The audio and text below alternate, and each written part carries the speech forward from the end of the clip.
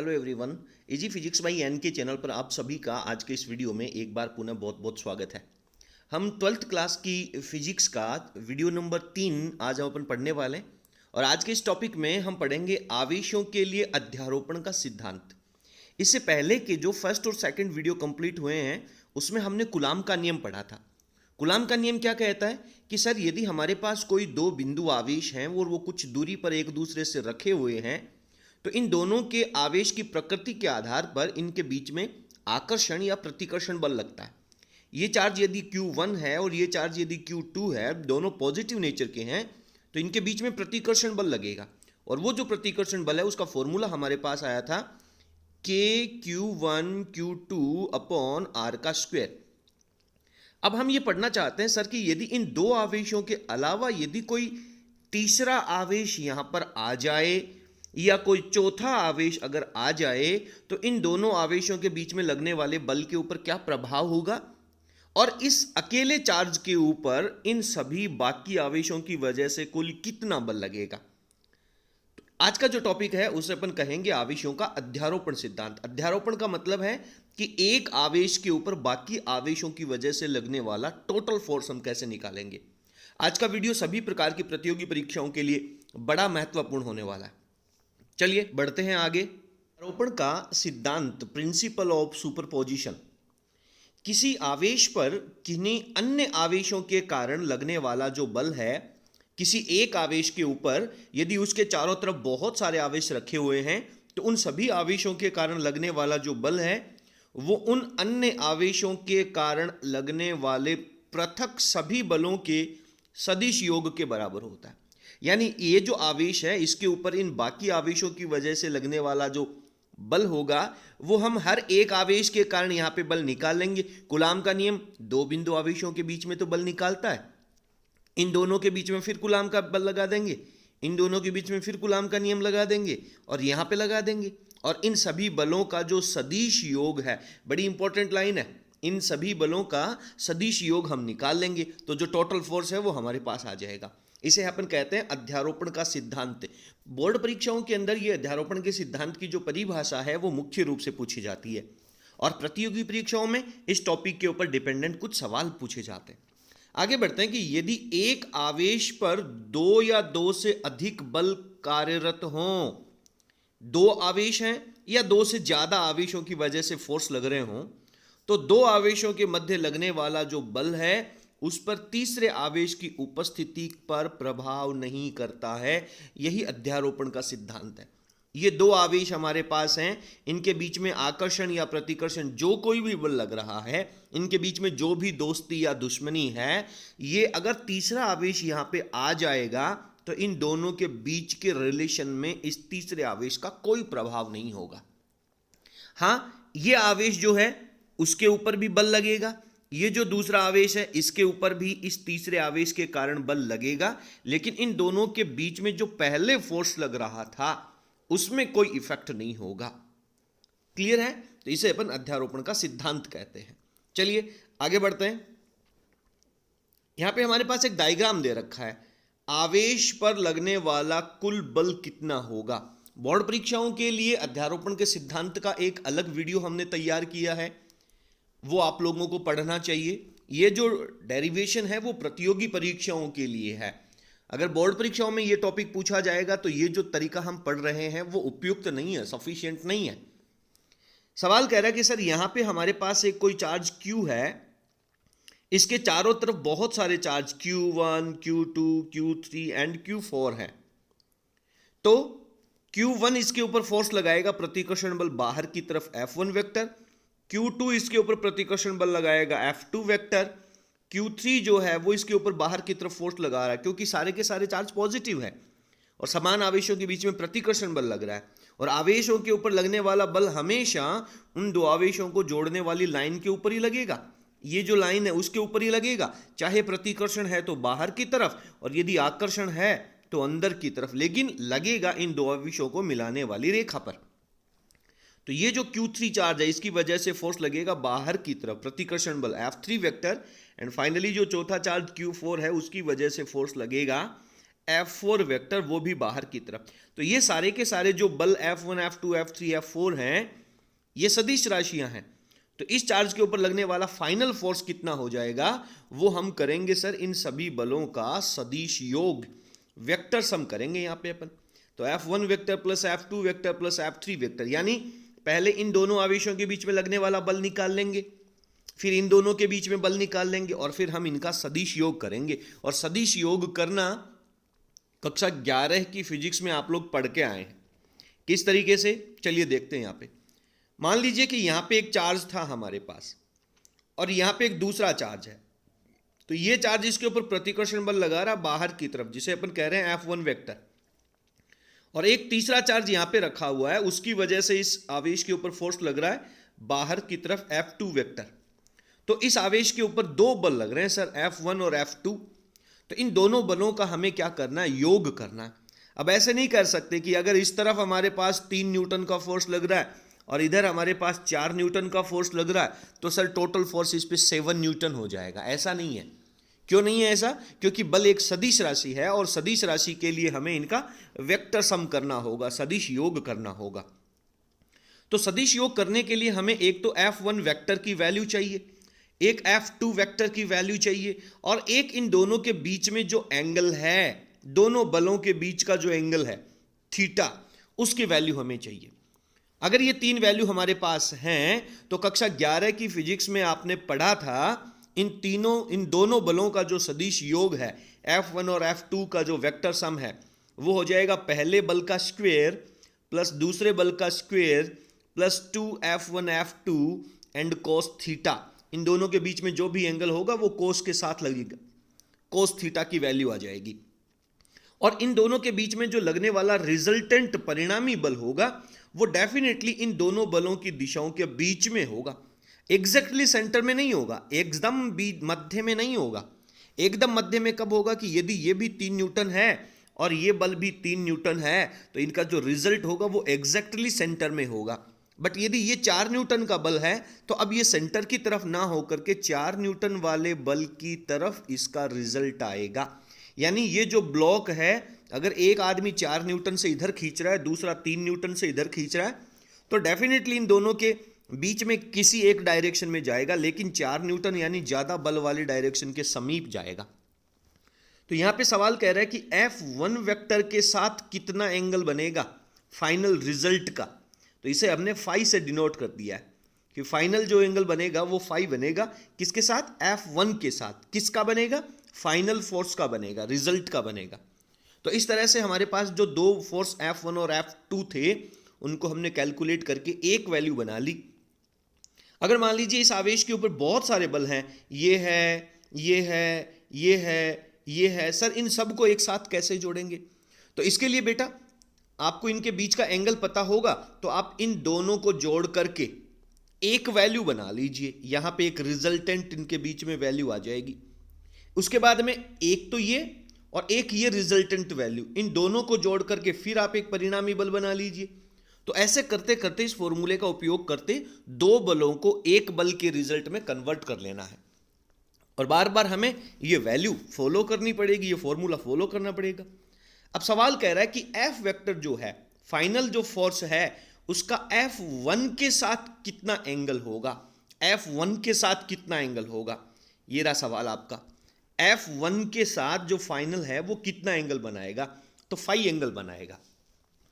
तो ये फाई जो है, इसकी वैल्यू कितनी होगी? इसका एक फॉर्मूला हमारे पास आता है सर, tan फाई बराबर, पहले इन दोनों के बीच में एंगल कितना था सर? थीटा था। तो उसको मैं मेरे तरीके से आप लोगों को बता देता हूं, याद रखने का तरीका। tan का मतलब होता है साइन बट्टे कॉस, तो यहां पे अपन लगा देते हैं साइन थीटा बट्टे कॉस थीटा। क्लियर है? हम फोर्स किसके साथ निकाल रहे हैं? F1 के साथ। तो आप एक सेकंड के लिए F1 को छोड़ दीजिए। दूसरा फोर्स कौन सा था? F2 था।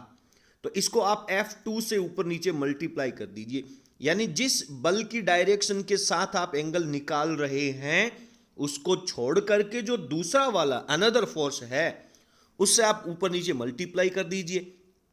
और अब आपके पास जो पहला फोर्स था जिसके साथ आप एंगल निकाल रहे हैं, उसको बटा वाली वैल्यू के अंदर प्लस कर दीजिए, F1 प्लस कर दीजिए। ये एक पूरा डेरिवेशन है, मैंने आप लोगों को रिजल्ट को याद करने का तरीका बता दिया है कि टेन फाई का मतलब सर हम साइन अपॉन कॉस लिखते हैं, और प्रारंभ में इनके बीच में जो एंगल था थीटा वो हम लगा देंगे। जिस बल के साथ अपन वैल्यू निकाल रहे हैं उसको छोड़ करके दूसरे वाले से ऊपर नीचे मल्टीप्लाई कर देंगे, और प्लस ये बेचारा, इसकी भी तो थोड़ी बहुत भूमिका है, इसको बटा में +1 कर देंगे। तो ये आपके पास रिजल्ट आ जाता है टेन फाई का F2 sine theta upon F1 plus F2 cos theta. Clear है? तो डायरेक्ट ये जो फॉर्मूले हैं वो आप लोगों से कई बार पूछे जा सकते हैं। अब ये जो अध्यारोपण का सिद्धांत हमारे पास आया है, जितना भी हमने पढ़ा कि एक आवेश के ऊपर बाकी सारे आवेशों की वजह से लगने वाला फोर्स कितना होगा, तो पहले हम एक एक आवेश की वजह से फोर्स निकालेंगे। आकर्षण है तो अंदर की तरफ हो जाएगा, प्रतिकर्षण बल है तो बाहर की तरफ हो जाएगा, और सारे बलों का हम लास्ट में क्या कर देंगे, सदिश योग कर देंगे इस फॉर्मूले का उपयोग करके, टोटल फोर्स आ जाएगा। इस तरह के हमारे से न्यूमेरिकल जो है वो पूछे जाने वाले। चलिए आगे हम कुछ एग्जांपल्स पढ़ते हैं। तो पहला सवाल आप लोगों को अपनी स्क्रीन के ऊपर नजर आ रहा है, एग्जांपल नंबर 6। नीचे दिए गए चित्र में जो Q पर आवेश है उस पर लगने वाला कुल बल ज्ञात कीजिए। नीचे आप लोगों को एक डायग्राम दे रखा है, उसके अंदर एक चार्ज Q है, कोई सा भी आप चार्ज Q ले सकते हैं। यहां पर भी Q चार्ज है, यहां भी Q चार्ज है, यहां भी Q चार्ज है, और इन तीनों के बीच की दूरी a है। इसका मतलब ये एक समबाहु त्रिभुज, समबाहु इक्विलैटरल ट्रायंगल के जो वर्टिक्स हैं, शीर्ष हैं, उनके ऊपर 3 समान आवेश रखे गए हैं, और इसकी भुजा हमें a दे रखी है। तो एक आवेश के ऊपर लगने वाला फोर्स हमें चाहिए सर। क्लियर है? बहुत अच्छा सवाल है, बहुत आदर्श क्वेश्चन है, कोई वैल्यू चेंज नहीं होती है, सीधा का सीधा ऑब्जेक्टिव फॉर्मेट के रूप में पूछा जाता है। तो सर ये जो पहला चार्ज है इसकी वजह से हम फोर्स निकाल लेते हैं। तो इन दोनों के बीच में समान प्रकृति के आवेश हैं, तो कैसा बल लगेगा, प्रतिकर्षण बल लगेगा। किधर की तरफ लगेगा, बाहर की तरफ लगेगा। इसको कह दिया सर हमने F1 वेक्टर।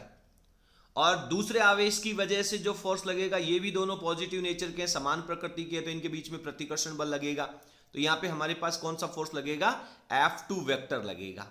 ठीक है? और समबाहु त्रिभुज के बीच में यानी शीर्षों के बीच में, यानी ये जो बनने वाले सारे के सारे एंगल होते हैं वो कितने डिग्री के होते हैं, 60 डिग्री के होते हैं। ये वैल्यू हमें पता होनी चाहिए। तो ये जो दोनों फोर्स हैं, तो अगर यहां पे जो एंगल 60 डिग्री का है तो डेफिनेटली बाहर की तरफ भी 60 डिग्री का होगा। शीर्षाभिमुख कोण है, तो हमारे पास F1 की वैल्यू हम निकालेंगे, F2 की वैल्यू निकालेंगे, और थीटा का मान 60 डिग्री रख करके अभी जो हमने फॉर्मूला F1 का स्क्वायर प्लस F2 का square plus 2F1 F2 cos theta का जो फॉर्मूला पढ़ा था उसके अंदर अपन वैल्यू रख देंगे और इसको अपन सॉल्व कर लेंगे। क्लियर है? चलिए आगे बढ़ते हैं। और सर जो F नेट आएगा वो इन दोनों बलों के बीच में आएगा। अगर ये दोनों फोर्स बराबर हैं तो एग्जैक्टली सेंटर पे आएगा, और यदि दोनों की वैल्यू अलग अलग आती है तो ज्यादा फोर्स की डायरेक्शन की तरफ आएगा। यहां पे हमारे पास F1 और F2 बराबर आएंगे। क्यों आएंगे बराबर? क्योंकि ये Q चार्ज है, ये भी Q चार्ज है, तो कूलाम के नियम के अकॉर्डिंग हम दोनों आवेशों का गुणा करेंगे। तो Q एंड Q यानी Q स्क्वायर बटा में दूरी का स्क्वायर a स्क्वायर, और कांस्टेंट फैक्टर हमारे पास k रहेगा ही सही। और दोनों ये जो ऊपर वाले चार्ज हैं, ये जो ऊपर वाले चार्ज हैं, ये दोनों भी कितने हैं, ये भी Q चार्ज हैं। बीच में डिस्टेंस कितनी है, ये भी a है। तो दोनों आवेशों का गुणनफल बराबर है, दोनों के बीच की दूरियां बराबर हैं, तो डेफिनेटली फोर्स जो होंगे, दोनों फोर्स F1 और F2 की value KQ square upon a square का मान हो जाएगा। ठीक है? इन दोनों को अपन क्या मान लेते हैं, F मान लेते हैं। F, इसको भी F कह देंगे, इसको भी F कह देंगे, और दोनों के बीच में एंगल कितने डिग्री का है, थीटा का मान कितना है, 60 डिग्री का। ये कैसे पता चला, समबाहु त्रिभुज की वजह से। ठीक है? इसके बाद में हम इसका एक सेकंड पार्ट, बड़ा महत्वपूर्ण सवाल है, उसको अपन पढ़ते हैं कि एक समबाहु त्रिभुज है और उस समबाहु त्रिभुज के तीनों शीर्षों के ऊपर 3 समान परिमाण के पॉजिटिव चार्ज रखे गए हैं, और इसका जो केंद्र बिंदु है उस केंद्र बिंदु के ऊपर एक कोई दूसरा चार्ज क्यों रखा गया है। सवाल कह रहा है कि साहब इस केंद्र वाले इस आवेश पर टोटल फोर्स कितना होगा। बड़ा इंपॉर्टेंट आइडियल क्वेश्चन है, फिक्स आंसर है। तो सर हम क्या करेंगे कि इस आवेश के ऊपर पहले शीर्ष की वजह से लगने वाला फोर्स बाहर की तरफ, क्योंकि प्रतिकर्षण है, इसकी वैल्यू निकालेंगे। दूसरा आवेश, इन दोनों का गुणनफल भी पहले की तरह बराबर ही रहेगा, तो ये जो फोर्स होगा वो भी बाहर की तरफ बराबर आ जाएगा। और ये जो तीसरा चार्ज और केंद्र चार्ज है, इन दोनों का गुणनफल और ये दूरी बराबर है, तो ये वाला फोर्स भी बराबर आ जाएगा। अब दूरी कितनी होगी सर? तो इसके अंदर मैं आपको बता दूं कि जो समबाहु त्रिभुज होता है, उस समबाहु त्रिभुज के केंद्र से लेकर के शीर्ष की जो दूरी होती है, उसका एक सीधा फॉर्मूला है। बाकी इसका डेरिवेशन प्रूफ जो है वो तो आप लोग सॉल्व कर लेना। केंद्र से लेकर के शीर्ष की जो दूरी होती है, जो इसकी भुजा में √3 से डिवाइड करने पर आती है। समबाहु त्रिभुज के केंद्र से शीर्ष की जो दूरी है वो भुजा अपॉन √3 होती है। तो ये जो डिस्टेंस है, ये डिस्टेंस है, और तीसरे शीर्ष से डिस्टेंस है, तीनों बराबर हैं, आवेशों का गुणनफल बराबर है। तो सर निश्चित रूप से हमारे पास जो बल होंगे तीनों, ये परिमाण में बराबर होंगे। और सेंटर पॉइंट के ऊपर 3 एंगल बन रहे हैं साहब, तो 3 एंगल बराबर बराबर डिग्री के हैं, तो टोटल 360 डिग्री को आप बराबर भागों में तोड़ेंगे तो 120 डिग्री का रिजल्ट आएगा। और सर हम बहुत अच्छे से जानते हैं कि यदि दो समान परिमाण के बल एक दूसरे के ऊपर 120 डिग्री पे लग रहे हैं, तो इन दोनों का जो रिजल्ट होगा वो इन दोनों के मध्य वाली लाइन पे आएगा। और कितना आएगा? किसी एक के बराबर हम इसे लिख देंगे, F के इक्विवेलेंट लिख देंगे। और अब ये दोनों फोर्स जो हैं, ये दोनों एक दूसरे के अपोजिट डायरेक्शन में हैं और दोनों बराबर परिमाण के हैं। तो समान परिमाण के और विपरीत दिशा के बलों का जो टोटल रिजल्ट है वो हमारे पास कितना हो जाता है सर? 0 हो जाता है। तो अगर आपके पास शीर्षों पे रखे तीनों आवेश बराबर परिमाण के हैं, केंद्र के ऊपर जो चार्ज रखा गया उस पे यदि नेट फोर्स निकालना है तो वो 0 आएगा। अब सर ये जो केंद्र वाला चार्ज है, अगर हम इसको नेगेटिव बना दें तो क्या होगा? तो बेटा अगर नेगेटिव बना दें तो इस केंद्र वाले आवेश के ऊपर यहां पे अट्रैक्शन फोर्स लगेगा, यहां भी अट्रैक्शन लगेगा और यहां भी अट्रैक्शन लगेगा। तो सिमिलरली इस सिचुएशन में भी तीनों फोर्स जो हैं वो 120 डिग्री पर रहेंगे और नेट रिजल्ट जो है वो 0 आएगा। ठीक है, बट बाय द वे अगर यहां वाला कोई चार्ज नेगेटिव कर देता है, एक सिंगल चार्ज, अगर तीनों के तीनों नेगेटिव करेगा तो रिजल्ट 0 आएगा। बट अगर एक चार्ज को यहां पे नेगेटिव कर देता है तो फिर रिजल्ट बदल जाएंगे, सवाल जो है वो पूरा चेंज हो जाएगा। चलिए आगे बढ़ते हैं। इसी तरह का एक और महत्वपूर्ण प्रश्न यहाँ पे दिया गया है, बड़े इंटरेस्टिंग क्वेश्चन है, आप लोगों को पढ़ने चाहिए। कंपटीशन एग्जाम्स की दृष्टि से तो 100% पढ़ने चाहिए। ज़्यादा लेवल तो नहीं है, लेकिन नीट लेवल के जो क्वेश्चन हैं और जेईई एडवांस के जो क्वेश्चन हैं वो यहाँ पे क्लियर हो जाएंगे। चलिए, तो यहाँ पे हमारे पास एक समषटभुज दे रखा है, हेक्सागोन दे रखा है, जिसकी 6 भुजाएं हैं और सभी भुजाएं बराबर बराबर की हैं। तो इस सिचुएशन में यदि आप इसके केंद्र को मिलाते हैं तो हर जगह जो एक ट्राइंगल बनेगा वो समबाहु त्रिभुज बनेगा। पहली बात जो आपको ध्यान में रखनी चाहिए, तो समबाहु त्रिभुज बनेगा तो जितनी ये भुजा है उतनी ही डिस्टेंस ये होगी, सेम डिस्टेंस ये होगी, सेम डिस्टेंस ये होगी, यानी केंद्र से लेकर के शीर्षों की जो दूरियां हैं वो सब की क्या रहेंगी? बराबर रहेंगी। और कितनी? भुजा के बराबर रहेंगी।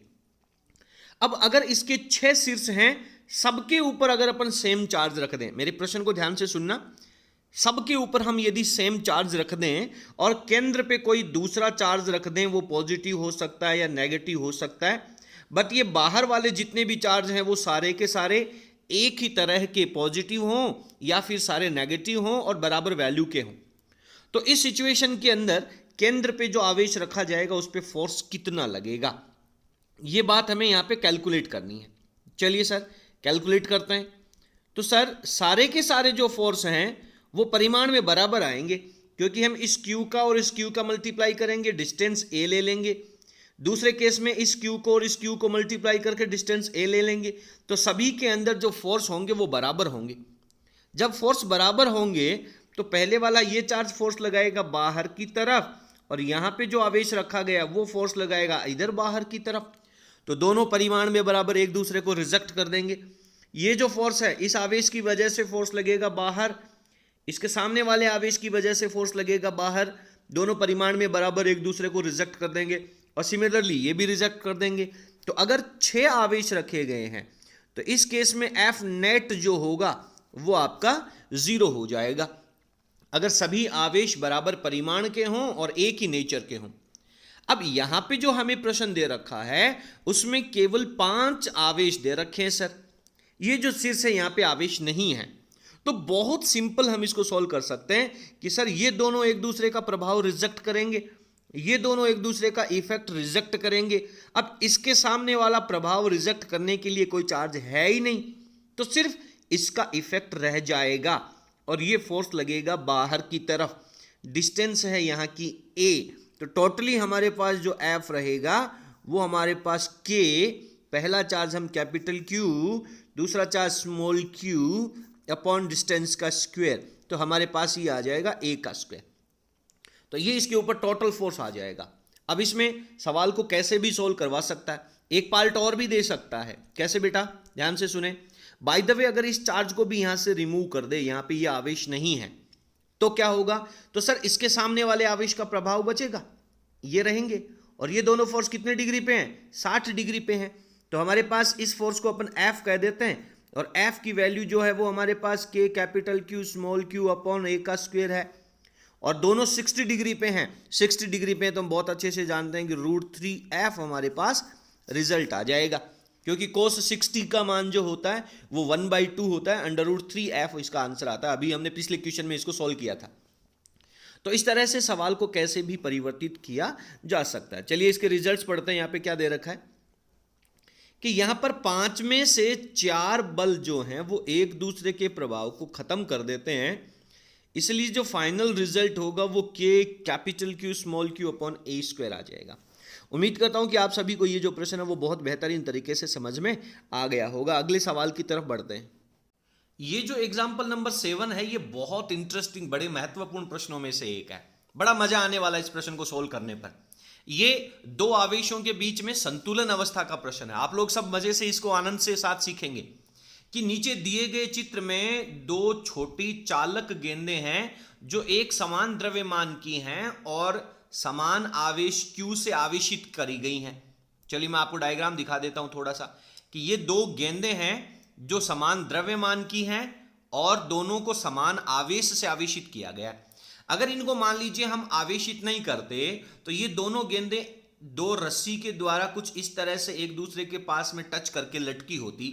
इनको नीचे की तरफ कौन ले जा रहा है, गुरुत्वाकर्षण बल ले जा रहा है, और गुरुत्वाकर्षण बल की वैल्यू कितनी होती है, mg। तो हर एक गेंद के ऊपर mg फोर्स नीचे की तरफ लग रहा है जो इसे नीचे की तरफ लटकने को मजबूर कर रही है। अब यदि हम इन दोनों को आवेशित कर दें तो सर इन दोनों के बीच में ऊपर समान आवेश होने से प्रतिकर्षण बल लगेगा। प्रतिकर्षण बल लगेगा तो ये दोनों गेंदें एक दूसरे से कुछ दूरी पर चली जाएंगी। ठीक है, सवाल कह रहा है कि समान द्रव्यमान की हैं और इन्हें Q समान आवेश दिया गया है, दोनों पे चार्ज Q दे रखा है, जो एक समान L लंबाई के धागे से लटकी हुई है। ये जो धागा है वो दोनों का ही L लंबाई का है। माना गया है कि कोण थीटा जो है, ये जो मध्य रेखा के साथ एंगल बनेगा, थीटा इस तरफ बनेगा और थीटा इस तरफ बनेगा। ये जो एंगल है वो इतना छोटा है कि साइन थीटा की जगह हम टेन थीटा लिख सकते हैं या टेन की जगह साइन लिख सकते हैं। तब साम्य अवस्था के लिए x ज्ञात करो। इन दोनों बिंदुओं के बीच, दोनों पिंडों के बीच की फाइनल दूरी हमें कैलकुलेट करनी है। सवाल को अच्छे से समझ लीजिए। L लंबाई की रस्सी से लटकाए गए हैं, दोनों पे Q चार्ज है, दोनों के ऊपर समान द्रव्यमान m है और माध्य स्थिति के साथ दोनों ने थीटा थीटा डिग्री का एंगल बना लिया और बीच की डिस्टेंस x है। तो क्या होगा सर, ये ऐसे बैलेंस में क्यों हैं, ऐसे संतुलित क्यों हैं? देखिए दोनों पे समान चार्ज है तो इसके ऊपर बाहर की तरफ एक फोर्स लगेगा और इसके ऊपर बाहर की तरफ एक फोर्स लगेगा, जिसे अपन कूलाम के नियम का प्रतिकर्षण बल कहेंगे। और फॉर्मूला आ जाएगा हमारे पास F = K, दोनों पे चार्ज समान है तो Q का स्क्वायर और बटा में इनके बीच की दूरी x है तो x का स्क्वायर। आप जानते हैं कि नीचे की तरफ इसके ऊपर एक गुरुत्वाकर्षण बल लग रहा है mg, ठीक है, और इस रस्सी के अंदर एक तनाव बल लग रहा है। रस्सी में खिंचाव भी तो हो रहा है, अरे रस्सी में तनाव भी तो हो रहा है, तो रस्सी में जो तनाव बल होगा वो हो जाएगा, उसे अपन लिख देंगे T। अब ये वाली जो रेखा है ऊर्ध्वाधर रेखा, इसके समांतर में यहां पे एक लाइन खींचता हूं तो ये एंगल थीटा है, तो यहां पर भी एंगल क्या बनेगा, थीटा बनेगा, जिसे अपन कहेंगे Z की आकृति में बनने वाले एकांतर कोण। और अब ये जो टेंशन है, ये जो तनाव बल T है, इसको अपन घटकों में तोड़ देते हैं, इसे अपन फैक्टर्स में तोड़ देते हैं। तो यहां पे हम बहुत अच्छे से जानते हैं कि जिसके साथ इसका एंगल थीटा बनता है वो कोस का घटक होता है, तो ये जो ऊर्ध्वाधर घटक हो जाएगा वो टी कॉस थीटा हो जाएगा, और ये जो एक्स एक्स की लाइन हो जाएगी ये हो जाएगी बेटा हमारे पास टी साइन थीटा। अब देख लीजिए इसके ऊपर टोटल 4 फोर्स हो गए। ये टी कॉस थीटा तो एम जी को बैलेंस कर रहा है, दोनों बराबर होंगे तो ये संतुलन अवस्था में रहेगा, और ये अंदर की तरफ जो टी साइन थीटा है वो इस प्रतिकर्षण बल को बैलेंस कर रहा है। तो इन दोनों बलों को हम आपस में बराबर कर देंगे, और इन दोनों बलों को आपस में बराबर कर देंगे तो हमारे पास 2 इक्वेशन बन जाएंगी, और उन इक्वेशन को सॉल्व करके हम x की वैल्यू फाइंड आउट कर लेंगे। चलिए आगे बढ़ते हैं, पहले थोड़ा सा यहाँ पे डायग्राम समझते हैं, बिल्कुल एग्जैक्टली आप लोगों को अच्छे से समझ में आ जाएगा। ये एफ ई है जो वैल्यू हो जाएगी के क्यू स्क्वायर अपॉन एक्स का स्क्वायर, ये टी कॉस थीटा है, ये टी साइन थीटा है, कॉस थीटा को एम जी बैलेंस करेगा। इनके बीच की आधी दूरी अगर अपन करें तो x/2 इधर और x/2 इस तरफ हो जाएगी, तो हमारे पास 2 इक्वेशन बनेंगी। आगे बढ़ते हैं थोड़ा सा, साम्य अवस्था के अंदर देखें ये जो टी साइन थीटा इसको कौन बैलेंस करेगा, बाहर की तरफ लगने वाला प्रतिकर्षण बल एफ ई, जिसका फॉर्मूला है, जिसकी वैल्यू है K Q square upon X square. तो टी साइन थीटा का मान एफ ई को बैलेंस करेगा, और ये जो टी कॉस थीटा है वो एम जी को बैलेंस करेगा। समीकरण नंबर 1 में 2 का भाग लगा दो, डिवाइड कर दो, तो टी से टी कट गया, और sine theta upon cos theta बन गया सर हमारे पास टेन थीटा, और एफ ई के बटा में क्या लग गया हमारे पास, एफ ई अपॉन हो गया एम जी, तो ये वैल्यू आ गई। अब एफ ई की वैल्यू हम लिख देंगे, क्या हो जाएगा के क्यू स्क्वायर अपॉन एक्स का स्क्वायर, बटा में रह रहा हमारे पास एम जी। हमने अभी बात करी थी कि सर टेन थीटा बहुत छोटा है तो इसे अपन साइन थीटा के बराबर भी लिख सकते हैं, और साइन थीटा क्या होता है, साइन थीटा होता है लंब बटे कर्ण, परपेंडिकुलर अपॉन हाइपोटेनियस। तो परपेंडिकुलर कौन है, मैं नीचे लेकर के चलता हूं, ये जो एंगल आप लोगों के सामने थीटा दे रखा है, एक ट्राइंगल बन गया हमारे पास, इसका ये हाइपोटेनियस कर्ण है जो कि एल है, और थीटा के सामने वाली भुजा हमारे पास लंब कहलाती है जिसकी वैल्यू x/2 है। तो लंब अपॉन कर्ण लाल बट्टा कक्का के फॉर्मूले से देखेंगे तो ये x/2 हो जाएगा, और डिवाइडेड बाई हाइपोटेनियस l हो जाएगा, तो x/2l इसकी वैल्यू आ जाएगी, x/2l किसकी वैल्यू आ गई, टेन थीटा की। बराबर में क्या चल रहा है, K Q square upon X square M G. हमें वैल्यू किसकी चाहिए, x की चाहिए, तो x को इस तरफ लेकर के जाएंगे, ये x का स्क्वायर है, ये x है, दोनों क्या बन जाएंगे, x क्यूब बन जाएगा, और ये 2l है वो दूसरी तरफ मल्टीप्लाई हो जाएगा। यहां पे नहीं आया समझ में। अब अपन क्या करेंगे, x के ऊपर से क्यूब हटाने के लिए दूसरी तरफ पावर लगा देंगे 1/3, पावर क्या लगा देंगे, 1/3 हम पावर लगा देंगे। चलिए आगे बढ़ते हैं, देखें ओके। तो ये आप लोगों का इस प्रश्न का जो है वो सॉल्यूशन आ जाता है, x की वैल्यू आ जाती है। बड़ा इंटरेस्टिंग प्रश्न है, आप इसका रिजल्ट डायरेक्ट याद भी कर सकते हैं। अगला एक और अंतिम प्रश्न आज की इस वीडियो का सवाल कह रहा है कि एग्जाम्पल नंबर 8 हमसे कह रहा है कि एक नीचे दिए गए चित्र में Q के बराबर में 1 माइक्रोकूलाम का आवेश है जो मूल बिंदु के ऊपर कैपिटल Q रखा गया है जो कि Q है। ये स्मॉल q सारे 1 माइक्रोकूलाम के हैं, और जो सेंटर पे रखा गया है मूल बिंदु पे वो हमारे पास कैपिटल Q है जिसे अपन वल्कूलाम लिखेंगे। तो इस मूल बिंदु वाले आवेश के ऊपर लगने वाले बल की वैल्यू ज्ञात कीजिए। तो सर ये सारे के सारे फोर्स हैं, और ये 1 सेंटीमीटर 2 सेंटीमीटर 4 8 और आगे भी अनंत तक रखे गए। ये तो बहुत सारे आवेश हो गए भैया। हाँ, इन सब की वजह से लगने वाले बल क्या होंगे, ये सब प्रतिकर्षण बल लगाएंगे इसके ऊपर, क्योंकि ये सारे के सारे एक ही नेचर के हैं और ये क्यू भी एक उन्हीं की समान नेचर का है। तो प्रतिकर्षण बल लगेंगे, और ये सारे प्रतिकर्षण बल -x की डायरेक्शन में लगेंगे। तो एक एक आवेश की वजह से हम फोर्स निकाल लें और उसके बाद में सबका योग कर दें।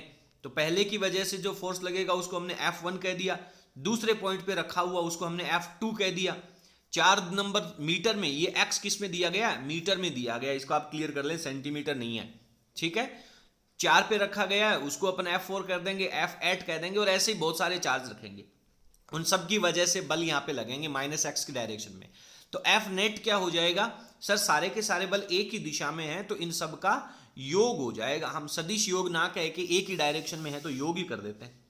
तो फॉर्मूला क्या कहता है, के एफ इज इक्वल्स टू के Q1, पहला Q ले लिया हमने कैपिटल Q, Q2 में हमने ले लिया स्मॉल q, बटा में इनके बीच की दूरी 1 मीटर, तो 1 का स्क्वायर हो जाएगा।